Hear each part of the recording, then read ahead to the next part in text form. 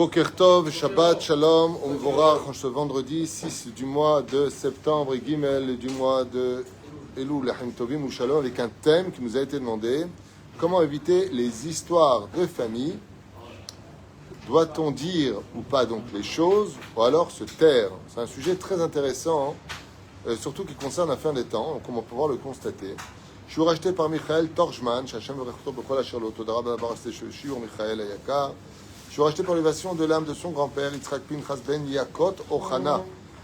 Chez Akadosh Baruch Hu, Bezrat Hashem Yalin Shmato Kezor Arkia, Roi Hashem Tenachenu Began Eden, Bezrat Hashem Chol Ashorvim Imo Bichlal, Aracham Azel Chol Vechen, Yehi Ratzon Amen, Tushakmu de Torah, Yalet Nishmato, Began Eden Alion. Et aussi par la protection, Shel Kol Chayinu, Kol Am Israël, libération de tous les otages, dans une bonne condition. Je ne sais pas dans quelles conditions on va les récupérer. Chez Hashem, Yadrich et Tarkenu Atov, Shnotenu Baneimim. Tov, on commence notre shiur en pensant à tous les malades d'Israël, tous les blessés, Bezrat Hashem. Comment s'appelle ta maman, rappelle-moi? Rubi Rivka Batester, Vechen, Shlomo Moni Ben Chana. Roi Hashem, Tenachenu Began Eden, Yon Vechol Shlomo. Sujet, comment éviter les histoires de famille? Ben, c'est pas compliqué. Moins on parle, écoutez bien ce que je vous dis, c'est important. Moins on parle dans cette génération, et plus on évitera des disputes. Ce qui va engendrer très souvent des disputes, ce sont le fait de trop parler. Il y a des choses qui nous énervent, et il y a des choses qui ne devraient pas nous énerver. Qu'est-ce qui a le droit de nous énerver? Ce qui touche l'honneur de la Torah. Qu'est-ce qui n'a pas le droit de nous énerver? Ce qui ne touche pas l'honneur de la Torah. Et ces règles-là sont valables pour l'éducation. Et elles sont valables pour toutes les relations. Si, par exemple, l'honneur de Dieu est mis en question, on a vu qu'il y a une paracha qui s'appelle Pinchas. Pinchas ben Elazar ben Aaron HaKohen. Si, dans ce que je vis, il y a des choses qui se disent, il y a des choses qui se font. Moi, personnellement, je dois être capable de l'idgaber, d'être capable de surmonter ce qui est fait contre moi. Pourquoi? C'est ton honneur à toi qui a été touché. Si c'est ton honneur à toi qui a été touché, tu rentres dans le domaine des slichot, le créateur du monde, qui est le roi des rois. Il pardonne.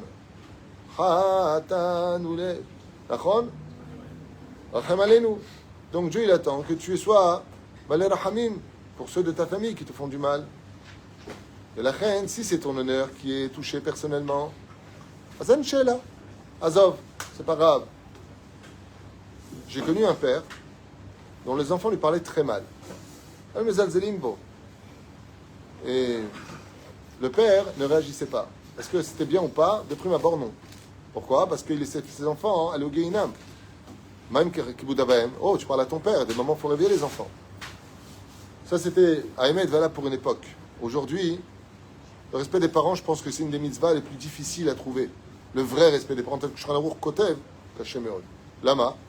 Parce que cette génération, dans Sota Memtet Amoudbet, nous dit qu'elle sera différente de toutes les autres. À un tel point que dans Sanhedrin, Sadichet, Amoud Aleph, là-bas on nous dit que les Amoraïm, ils ne voulaient pas vivre cette génération. Oula, il a dit oulala, oula. Alirot c'est l'iyot. Rabbi, je ne veux pas y être dans cette génération. Pourquoi? Chutzpah Isgeh, l'effronterie sera au summum. C'est celui qui aura tort qui devra avoir raison, c'est celui qui a raison qui devra avoir tort. C'est celui qui fait du mal qui recevra des excuses, celui qui a fait du mal et qui a subi le mal qui devra présenter ses excuses. À quoi il y a four? À Emet Yader, il y a marqué. La vérité sera plus sur terre. Il y aura quoi? Il n'y a pas marqué le mensonge sera plus fort que la vérité. Il y a marqué il n'y aura plus de vérité. Ça veut dire que, normalement, tu dis, je ne sais pas où est la vérité du mensonge. La Gemara nous dit à la fin des temps, le mot vérité sera exclu du dictionnaire. Les gens deviendront fous. On se fera attaquer. On sera victime, on sera appelé les bourreaux. Tetarou be'atzmechem. Ouais. Tetarou be'atzmechem. De quoi est-ce qu'on parle? Ben kam be'aviv, bat kama be'ima. Comme ça dit la Gemara. Le fils se lèvera contre son père, et la fille contre sa mère. À l'âge de 14-13 ans, tu ne pourras plus diriger tes enfants. Vas-y, frappe-moi, vas-y, je t'appelle la police. Donne-moi d'argent, je te vends aux impôts. Ça, c'est la fin des temps. Les parents devront être présents pour les enfants, mais les enfants seront moins présents pour les parents. Égocentrique. Et ça, c'est la fin des temps. Il est caché, mais haut. À un tel point que la Gemara nous dit Oy veish anshe beto. Les pires ennemis de ta vie, seront ceux de ta propre maison. Dans le Shalom Bayit que j'ai eu cette semaine, sans donner de nom, ça ne regarde personne, juste une idée. Qu'est-ce qui se passe dans le Shalom Bayit? Coup, blessure, coup de poing, coup de pied, attrapé par les griffes. J'ai posé la question au mari, j'ai posé une question. J'ai posé la question à la femme. Je lui ai dit, madame, qui vous a fait le plus de mal? Ceux du 7 octobre ou votre mari? Elle a baissé la tête. Physiquement, le mari, il a eu honte. T'as vu, nous? Quand tu viens et que tu plantes une personne, quand tu viens et que tu fais du mal à une personne, elle a envie de mourir. Quand tu es toujours présent pour tout le monde et que pour ta propre femme, tu n'es jamais présent, elle a envie de mourir. Mais qui fait du mal à qui? La fin des temps, les Chachamim nous disent, ce sera la génération où d'avoir eu le malheur d'aimer, d'avoir le bonheur d'aimer sera devenu un malheur. Parce que tu ne peux souffrir que des gens que tu aimes. Quand tu t'investis et que tu aimes quelqu'un, quand tu estimes quelqu'un, quand tu es dans une société où tu as envie d'être ami avec des gens et qui te déçoivent, la douleur, elle est grande. Elle est plus grande que quand c'est ton ennemi. Esav sonnait les Yaakov, Ishmaël sonnait les Yaakov. On sait qu'ils ne nous aiment pas. On sait qu'il y a un conflit dans notre pays au sein même du peuple d'Israël. Est-ce que je suis israélien ou est-ce que je suis juif? La moitié du peuple gauchiste, je suis israélien. L'autre partie, je suis juif. Demandez à vos ennemis. Eux, ils ne voient pas israélien, ils voient juif. C'est-à-dire que les ennemis, ils savent que l'identité d'Israël, c'est d'être juif. Parce que d'être juif, d'être israélien sans être juif, tu n'as aucune légitimité sur cette terre. C'est parce que tu es juif que tu as ta légitimité. Aussi bien sur le domaine biblique que sur le domaine historique. Même Herzl, quand il a voulu créer le pays d'Israël, il a créé sur l'idéologie d'un foyer juif, et non pas israélite. Pour vous dire à quel point les gens vivent dans le mensonge aujourd'hui. Certains des mecs sont anti-Shabbat, anti-Torah avec le drapeau d'Israël. La Magen David. Ils n'ont rien compris à ce qu'ils racontent. Ils préfèrent tenir le drapeau du Satan dans les mains. Atam Retzini, en train de lutter, ils ont interdit encore cette année, interdiction formelle à la mairie de Tel Aviv de séparer les hommes et les femmes pour la prière de Yom Kippour, alors qu'on est encore dans l'année du 7 octobre. Mais la reine, pourquoi tout ça? Pourquoi tout ça? Pour une raison simple. Parce que tant qu'il n'y a pas de hardout au sein des familles, c'est l'histoire du cancer. Le cancer, c'est une cellule qui devient folle. Et qu'est-ce qu'elle fait, cette cellule? Elle rend folle les autres cellules. Et elle se propage. Et qu'est-ce qu'elle fait à la fin? Elle tue tout le personnage. Comment est-ce que tu tues une famille? C'est simple. Il faut tout simplement mettre le désordre à l'intérieur de cette famille. Les sarsech et amishpacha. Alors dans cette génération, c'est vachement plus dur. Pourquoi? Parce qu'avant, il y avait des choses qui allaient, des choses qui n'allaient pas. Aujourd'hui, rien ne va plus. Physiquement, financièrement, sécuritairement parlant, la vie est très dure. Tout a augmenté. Les valeurs n'ont plus les mêmes valeurs. Les divorces se prononcent aussi facilement que salut, comment ça va? La situation est très difficile. C'est que d'un côté, il y a une sensibilité extrême chez tout le monde. Plus personne ne supporte personne. D'ailleurs, cette phrase, je l'entends moi dans mon boulot très souvent. Vous savez quoi, la vérité, j'ai envie de vivre seul. Laissez-moi tranquille. Laissez-moi tranquille. Et de l'autre côté, eh bien, le Yetzer Hara, il n'arrête pas. On a besoin de vivre en société. Mais on est devenu hypersensible. Et on veut être compris sans essayer de comprendre l'autre. Amar David Amelech alav shalom. Ine matov u'manaim shevet achim gam yachad. Une des plus grandes richesses qu'un homme puisse avoir dans ce monde, ce n'est pas combien il a en banque. C'est comment il vit son shlom bayit. Il n'y a pas marqué pour la parnassa, tu peux effacer le nom de Dieu. Il n'y a pas marqué. Il n'y a pas marqué ça. Mais il y a marqué pour le shlom bayit. Si un homme, il est mekané beishto, il est jaloux, il se pose des questions. Tu peux écrire le Kohen Gadol, écrit Yud Ke Vav Ke, et il efface, mais c'est interdit. Tu ne prononceras pas le nom de Dieu en vain. Prononcer, c'est interdit, et tu ne peux pas éviter la punition. Alors l'écrire, à plus forte raison. Akadosh Baruch Hu, il dit non. Si c'est pour le Shlom Bayit, tu peux effacer mon nom. Ça veut dire que tu as le droit de faire des avérotes pour sauver le couple. C'est où la femme, elle te dit, je vais pas au mikvé et on va ensemble, ou alors on divorce. Réponse, tu divorces. Si c'est vraiment, il n'y a pas d'autre solution, vous allez voir un dayan et qu'elle reste sur ses positions, mitzvah, les garesh, ota. Mitzvah. Car me vient Shulchan Aruch. Mitzvah, Girushim. Mitzvah, les garesh, ota. Ah, et le nom de Dieu. Allez, ou tu fais pas Shabbat et on reste marié, j'en ai marre de rester à la maison, ou. Ah ouais? C'est là. Velachen, ben kach ou ben kach, étant donné que le nom de Dieu, qui est si important, il a le droit d'être effacé. Pourquoi? Pour que le couple y vit en paix. Donc vous avez bien compris que si le couple y vit pas en paix, Nigmar Sipour. Mais c'est pas simplement le couple. C'est qu'aujourd'hui, c'est une stratégie militaire d'inviter les gens. T'invites pour Pessah, il vient, je viens pas. T'invites pour Sukkot, il est là, je viens pas. Mais le pire, c'est pas ça. C'est qu'on vit dans une génération tellement folle que la personne qui vit dans un interdit, il est marié avec une non-juive, c'est interdit. C'est pas qu'on a du... Il est homosexuel, c'est son problème. Mais tu peux pas l'imposer dans une éducation où chez nous, c'est pas acceptable. Tu dis, il faut être, comme on dit, large d'esprit, ouvert d'esprit, il faut être, comment on appelle ça, il y a d'autres noms pour ça. Il faut être tolérant. Il faut être, donnez-moi d'autres adjectifs. Synonymes. Il faut accepter. Mais c'est dans les deux sens. Toi aussi, tu dois accepter que l'autre, dans son éducation, n'est pas en accord avec ta façon de vivre les choses. Ça ne veut pas dire qu'il te juge. Vis-le chez toi, mais tu ne peux pas l'imposer chez les autres. Non seulement tu as tort, mais tu l'imposes aux autres. Que tu vives ce que tu vis, personne n'a à juger, c'est entre toi et Dieu. Sans blesser personne, ni vexer personne. Je parle d'un état de fait qui se passe tous les jours dans mon téléphone. Rav Tutou, ma sœur est homosexuelle, elle veut venir Shabbat avec sa compagne, je ne sais pas comment on appelle ça, peu importe. La personne, elle est religieuse, elle a des enfants religieuses. Est-ce que je peux la recevoir? Je ne la reçois pas. Qu'est-ce que je fais? J'ai promis à ma mère de m'occuper d'elle. Oui, d'elle, pas de sa copine. Donc tu veux venir Shabbat, Baruch Haba, c'est ta sœur, tu la juges pas. Mais qu'elle t'impose l'autre et que tes enfants te disent, mais je comprends pas, ils se tiennent par la main, ils dorment ensemble, c'est qui? Ben, elle, c'est ma femme.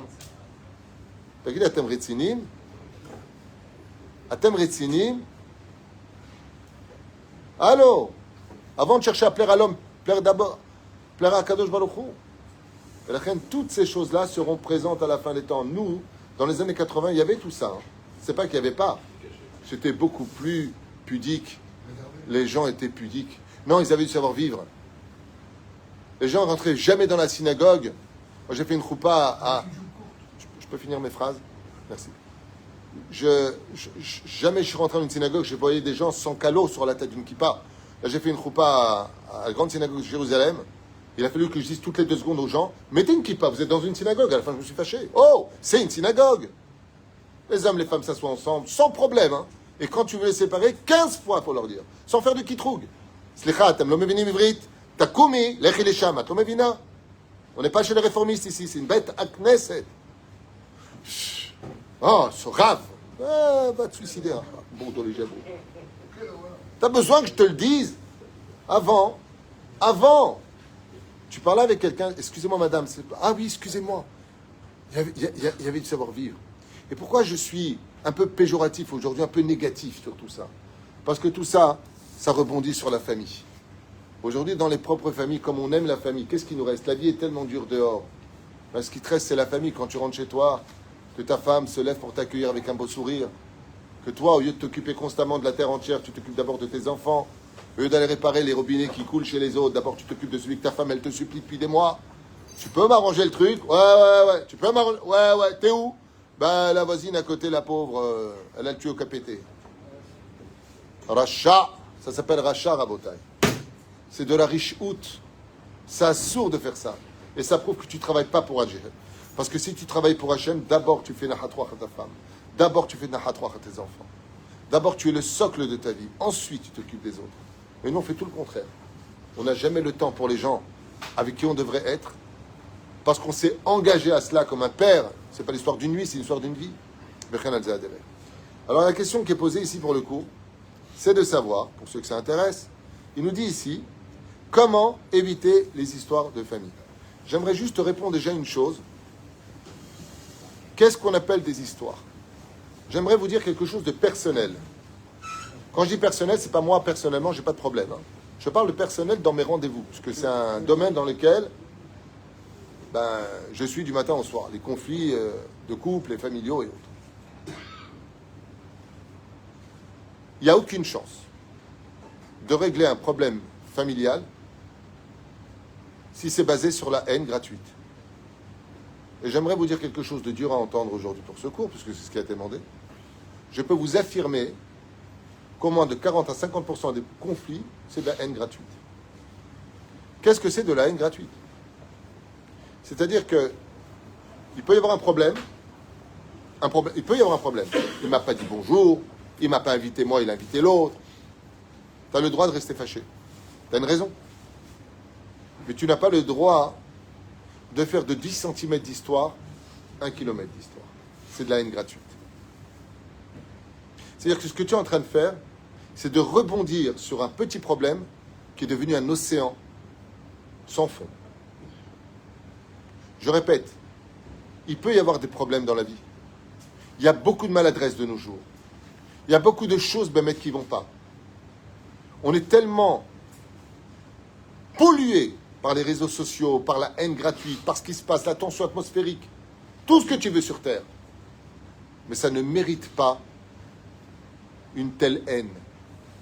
On ne parle pas de conflit, on parle de haine. Avec des mots qui sont très durs. Je ne peux même pas entendre son nom à celui-là. C'est-à-dire même la personne, le nom n'existe plus.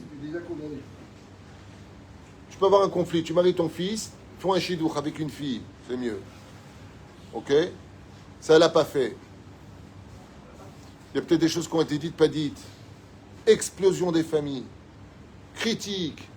Et ainsi de suite. Lama. Un chidouch, ça, elle n'a pas fait. On se dit bonjour, on se dit au revoir. Non. C'est l'explosion.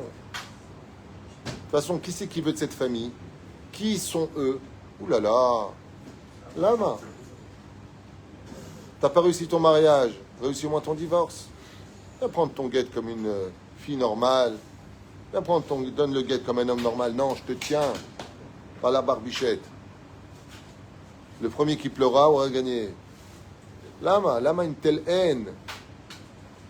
Et sachez une chose que les gens ne savent pas, mais je vais le dire à voix haute. Le reflet de ce qui se passe à l'extérieur de nos familles, de la guerre que l'on vit, elle vient pour nous unir à l'intérieur de ce que nous sommes. Quand on vit en paix, on se fait la guerre. Quand on nous fait la guerre, on vit en paix. La femme qui a perdu son fils Toledano, là, hier, qui a enterré son fils, j'ai oublié son nom, Sadik. Il était là-bas à Nova le 7 octobre. Il aurait pu se sauver, mais il est venu sauver des gens. Ils l'ont attrapé prisonnier et ils ont trouvé son corps. Elle a dit, moi j'ai un seul message. J'aimerais qu'on revienne au 8 octobre. Le lendemain du 7 octobre, c'est une Israélienne. J'ai enfin ressenti, alors que mon fils, je ne le trouvais pas, mais j'ai senti une famille plus un peuple. On était devenus une famille.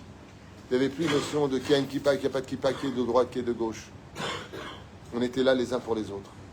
On s'est tous sentis, on s'est tous regardés. On était tous visés. Aujourd'hui, c'est pire que tout. J'étais à Jérusalem, on a fait une choupa là-bas, les manifestations à Shemishma au Verachem. Les hurlements de haine pendant ces manifestations. Au nom de la démocratie. Si c'est la démocratie, ils respectent le gouvernement, il est majoritaire. En douille. Au nom de la démocratie, ils respectent. Démocratie. Non, c'est de la dictature démocratique. Chez moi, c'est démocratie. Chez toi, je te l'impose. En Bretagne, première chose à regarder, est-ce qu'il y a vraiment un conflit ou est-ce qu'on attendait l'erreur pour créer le conflit? Ne prenez pas ces paroles à la légère. Je répète encore une dernière fois. Ne prenez pas ces paroles à la légère. Est-ce qu'il y avait quelque chose qui se marmonnait à l'intérieur et on attendait l'erreur pour faire le conflit? Ou est-ce que, Bémet, on est des gens normaux? Moi, des conflits, j'en ai vécu toute ma vie. On est 9 frères et sœurs. Notre vie, 9 frères et sœurs, 9 cousins qui venaient à la maison, les copains et les copines, et le machin et le vide. Combien on était? Avec un père tunisien, Rakbo, les bobos, les jabos, les jabos, les bobos, les bobos, les bobos, ok? Bon, on se fâchait, on se passait une journée.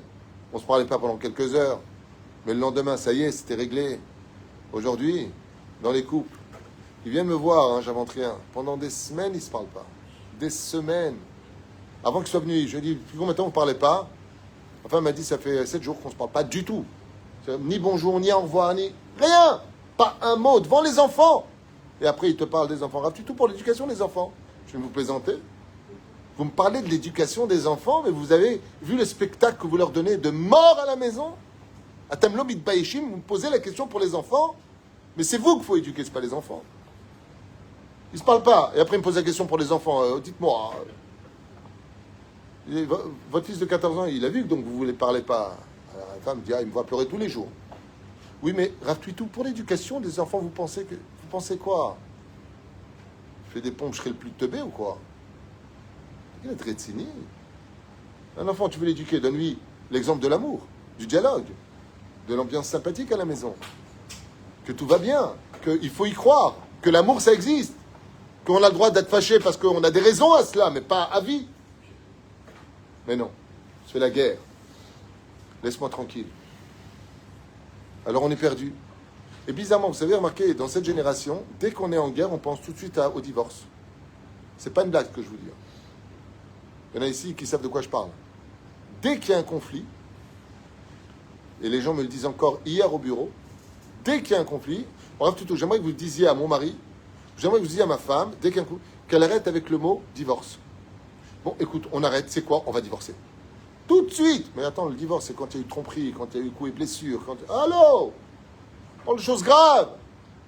Conflit égale divorce. Vous savez pourquoi? Parce que j'ai pas envie de souffrir plus que ça. Ne m'en rajoute pas. Hein. Ben, dans quoi je me tais? Je suis pas d'accord avec toi, donc je me tais. Et c'est exactement ce qui se passe dans les couples.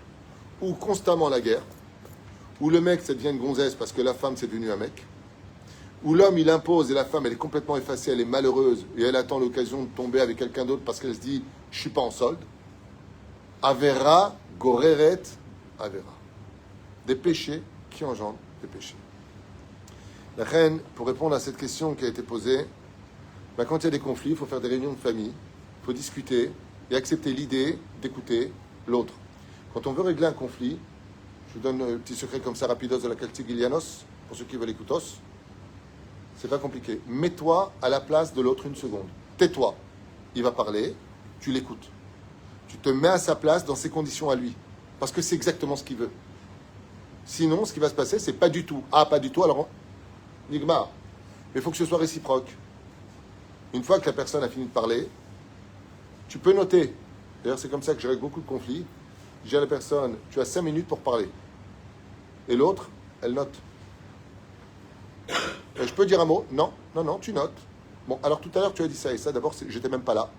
Il y a des choses qu'on apprend comme ça. Donc, je vois pas pourquoi tu m'as accusé et sauté dessus à la gorge dès que tu es rentré à la maison. Je n'étais même pas là.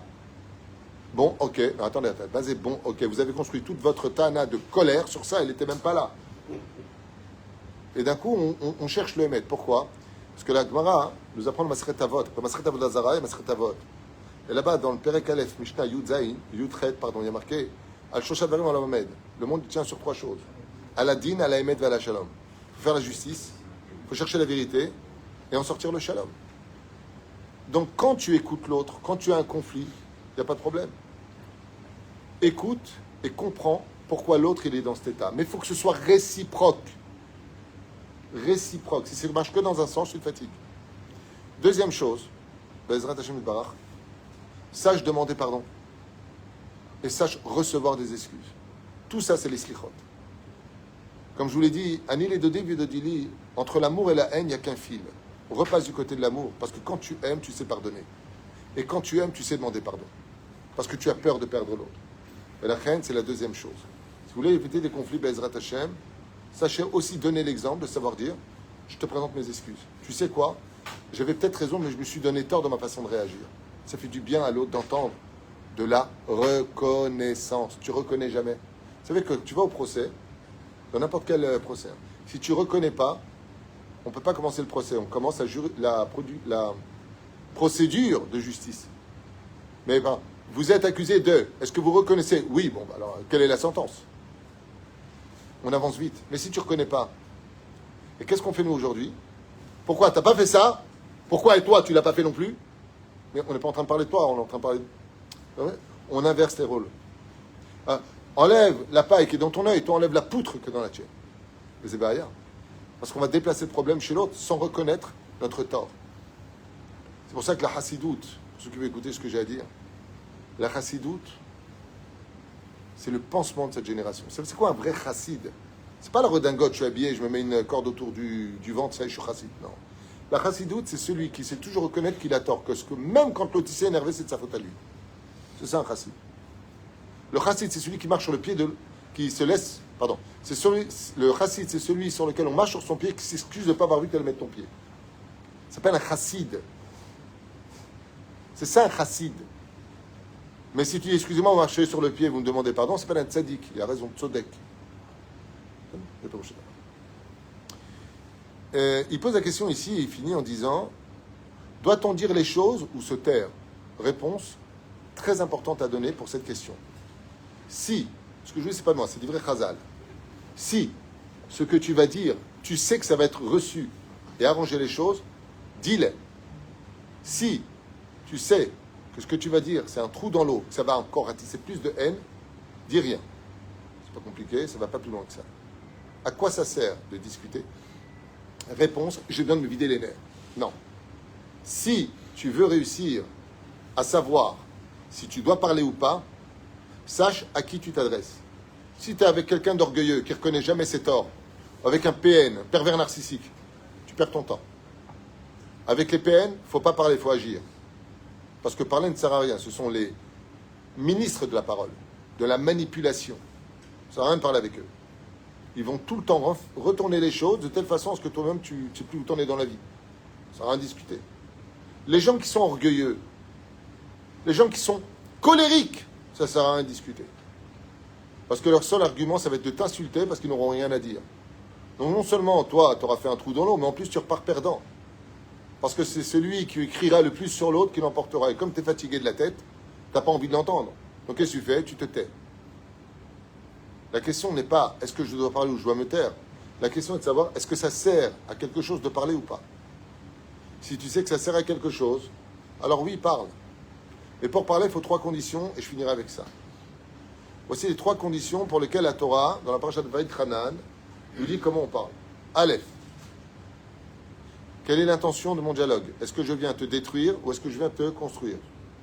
Deuxièmement, est-ce le bon moment ou pas le bon moment? Troisièmement, n'oublie jamais qu'il y a le fond et la forme.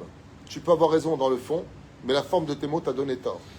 Si tu as ces 3 conditions, à savoir que tu préviens la personne en disant « Regarde, j'ai besoin de te parler, j'ai envie que ça s'arrange. » Donc ton intention est d'arranger, pas de détruire. J'ai des choses dans le cœur, j'ai besoin de te les dire. Peut-être que je vais être maladroit. Préviens à l'avance des mots. Quand tu parles comme ça à une personne, elle est réceptive. Parce que tu l'as enrobé. Tu ne viens pas le piquer, tu viens l'enrober. Tu vas faire attention. D'abord, quelle est ton intention? Le mec qui rentre dans la chambre dit à sa femme, de toute façon, tu ne sers à rien, si j'étais pas là, tu serais une clocharde. Ben ça va, on ne peut pas discuter. T'es pas venu discuter, t'es venu la détruire. T'es pas venu discuter, t'es venu détruire. T'es pas venu discuter. Dis pas, je suis venu discuter. T'es venu simplement piquer, faire du mal, t'avais envie de m'écraser. Bravo, c'est fait, qu'on la cabote. Tu peux t'arrêter, c'est bon. Blessé, je le suis. Mais si tu viens et tu dis, regarde, on ne se parle pas depuis quelques heures, on est en train de rater un temps qui ne reviendra pas, plus jamais, ce temps qui est passé. C'est pas dommage? Viens, on s'assoit un instant. Et la personne va te dire, ok, mais alors pas maintenant, laisse-moi 10 minutes. Là, je peux pas, laisse-moi 1 heure, laisse-moi jusqu'à ce soir. Baetaï, il faut aussi choisir le bon moment. Eh ben, tu sais quoi, ce soir, on se fait un restaurant, toi et moi. Ouais, non. Tu t'en sors avec, je te fais un restaurant. Non, je suis en train de te dire que je viens te voir, je te présente mes excuses, même si je pense pas avoir tout à fait tort, parce que je t'ai quand même fait mal. Mais je préfère soigner maintenant avec des excuses pour ne pas perdre du temps jusqu'à ce soir et te dire combien tu es importante pour moi dans ma vie. Elle se retourne, elle fait la tronche, mais à l'intérieur, elle est heureuse. Une femme, c'est sensible, il faut savoir lui parler. C'est Péroucha d'Ava. Est-ce que c'est une bonne intention, une mauvaise intention? Est-ce que c'est le bon moment? Des fois, c'est pas le bon moment. Elle vient accrocher avec ta mère et toi, tu lui parles. La belle-mère et le mari en même temps, c'est très dur pour elle. Ce matin, c'est pas le moment. Et la troisième chose, n'oublie pas un détail. Quand tu vas demander un prêt à la banque, tu sais trouver les mots et convaincre. Quand tu veux trouver un travail, tu sais trouver les... Quand tu fais un shlom bait, quand tu veux parler à tes enfants, quand tu veux parler à tes parents, quand tu veux parler avec ton frère, avec ta sœur, il faut savoir trouver les mots. C'est pas moins important de signer une très grosse affaire. Parce que de maintenir le shalom dans cette génération, c'est devenu un challenge qui m'a bilti efshari. Vous savez pourquoi? Parce qu'aujourd'hui, on n'a plus peur de se fâcher. On n'a plus peur de plus se voir. Et on n'a pas peur de se haïr. Parce que le système dans lequel nous sommes aujourd'hui est tellement pollué d'une investiture d'égocentrisme, d'une débilité, mais des trucs de fou. Des trucs de fou. Hier encore, non, je ne ferai pas Aznavour. Mais hier encore, on m'appelle de l'hôpital psychiatrique. À minuit, on m'appelle d'un autre hôpital psychiatrique. Makara. Les gens deviennent fous. Les gens deviennent fous. Vous savez combien de personnes prennent par jour des antidépresseurs? Par jour. Dans le monde entier. Il y a une émission qui est sortie sur les SDF, les pauvres de Los Angeles. Ça fait pleurer de voir ça. 87% des personnes dans la rue sont toutes atteintes de pathologies psychologiques. Schizophrénie et autres. Sans médicaments, jetés dans la rue comme ça. Chemichement. On trouve des cadavres tous les jours, des gens qui se suicident tous les jours. Personne ne s'occupe d'eux. Personne ne s'occupe d'eux. Le monde va mal, si tu vois les choses comme ça. Alors au moins qu'à la maison, ça aille bien. Mais ça dépendra beaucoup de tes midotes. L'humilité repasse tous les défauts. L'orgueil détruit même des murs de béton. Tu pensais avoir ta maison faite de briques, l'orgueil peut tout casser. Voilà ce que je voulais partager. Et Bezrat Hashem répondre à tout ça en espérant, Bezrat Hashem, chez Yé Shalom. Et heureux celui, surtout dans cette période, qui donnera le Shalom et qui fera le pas de gagner le mérite de faire le Shalom, même s'il avait raison. N'oubliez pas ce que je viens de vous dire. Maintenant, c'est le moment de ramasser le plus de mérite possible. Et même pour le 10 du mois, ceux qui peuvent participer au Avrechim, au Mishpachot, on a déjà plus de 54 familles qui sont inscrites pour les fêtes qui ont besoin d'aide. Et vous avez encore 2 shiurim après pour ceux qui veulent. À tout de suite.